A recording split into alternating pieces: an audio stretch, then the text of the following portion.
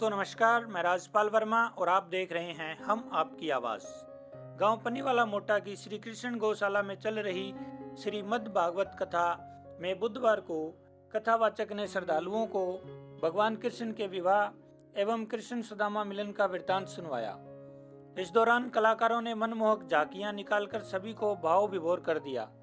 कथावाचक शास्त्री जयदेव दधीच ने श्रद्धालुओं को कथा का रसपान करवाते हुए सुनाया कि भगवान कृष्ण ने रुक्मिणी से विवाह किया, जिसके बाद भगवान कृष्ण समंतक मणि की खोज में जामवंत की गुफा में गए, जहां उनकी पुत्री जामवंती मणि से खेल रही थी। जब भगवान कृष्ण ने समंतक मणि मांगते हैं तो जामवंत मणि देने से इनकार कर देते हैं, जिसके बाद श्री कृष्ण जामवंत से युद्ध करते हैं। कथावाचक ने सुनाया कि जामवंत को भगवान के अलावा कोई पराजित नहीं कर सकता था। श्री कृष्ण के हाथों पराजित होने के पर जामवंत भगवान कृष्ण को पहचान लेते हैं। उन्होंने कहा कि आप ही मेरे आराध्य श्री राम हैं। हे प्रभु, आपने अपने इस दास से बहुत इंतजार करवाया है। आप श्री कृष्ण का रूप धारण कर मेरे लिए ही आए हैं। जिस पर श्री कृष्ण जामवंत के आग्रह पर उन्हें श्री राम के रूप में दर्शन देते हैं। जामवंत ने श्री कृष्ण से आग्रह किया कि प्रभु, आप मेरी पुत्री जामवंती का हाथ थामकर उसे कृतार्थ करें। इसके बाद श्री कृष्ण ने जामवंती का वर्ण किया। कथावाचक जयदेव दधीच ने सुनाया कि भौमासुर नामक एक असुर ने 16,100 कन्याओं को विवाह के उद्देश्य से पाताल लोक के कारागृह में बंदी बना रखा था।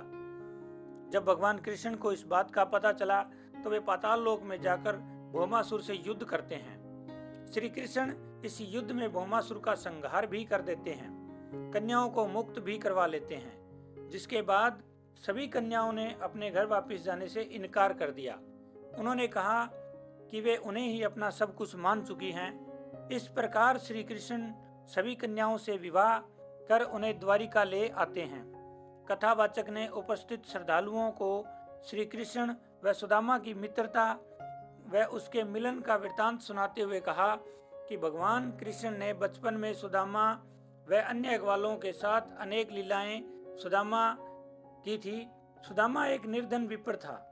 अपनी पत्नी सुशीला के कहने पर वह द्वारिका चला जाता है, लेकिन द्वारपाल उसकी हालत देखकर उसकी हंसी उड़ाते हैं। जिसके बाद सुदामा अपने सखा से मिले बिना ही वापस लौटने लगता है, लेकिन भगवान कृष्ण महल से नंगे पांव सुदामा के पीछे दौड़ पड़ते हैं। कलाकारों द्वारा कृष्ण सुदामा मिलन की निकाली गई झांकियों ने उपस्थित श्रद्धालुओं को भाव विभोर कर दिया। कथावाचक ने सुनाया कि भगवान किसी धन या भौतिक पदार्थों के भूखे नहीं होते हैं, वे सिर्फ और सिर्फ इंसान की भावना को देखते हैं।